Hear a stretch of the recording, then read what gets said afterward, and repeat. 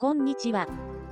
今回は低予算でこんな感じの壁面収納を実現できる秘密兵器の DIY のご紹介です。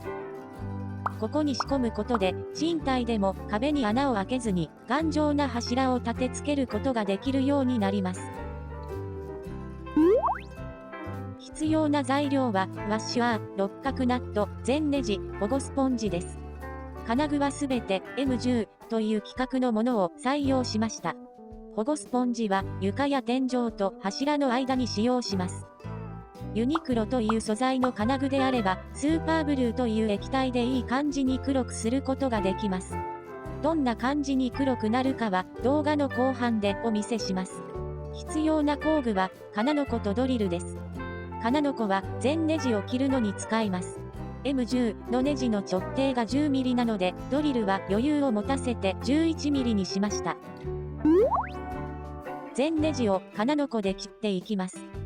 この切る作業、地味にすごく体力を使います。ある程度切れたら、ポキッと折ってしまって良いと思います。ただ、折るとネジが歪んでナットが入らなくなることがあるので、切る前にナットを入れておくのが良いと思います。これが材料費約50円の秘密兵器です。今回はこれを黒くするので、スーパーブルーを塗っていきます。塗った直後から黒くなっていきます。塗り重ねれば、だんだん色ムラがなくなっていきます。良い感じに黒くなりました。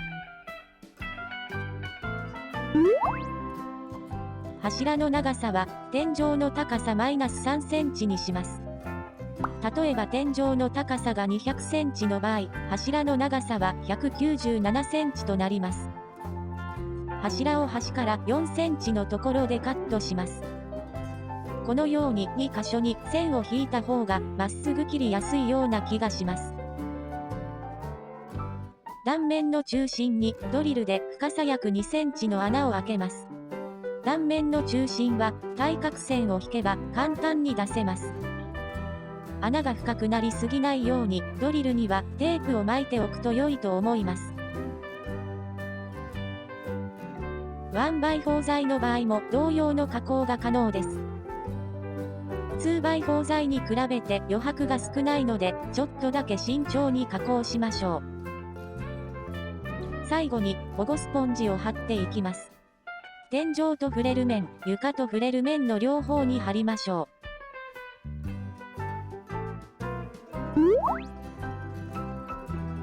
設置にはナットを締める工具を2つ使います。片方は固定して、もう片方だけを回していきます。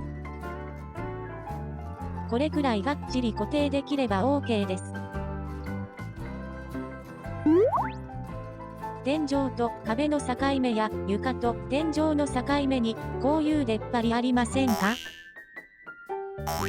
回り縁やはばきっていうものらしいんですけど、これがあるとどうしても隙間ができてしまうんですよね。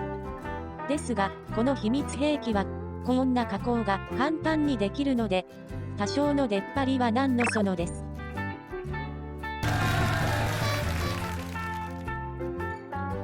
こんな感じの壁面収納を作ったとしても、秘密兵器の費用は約250円で済みます。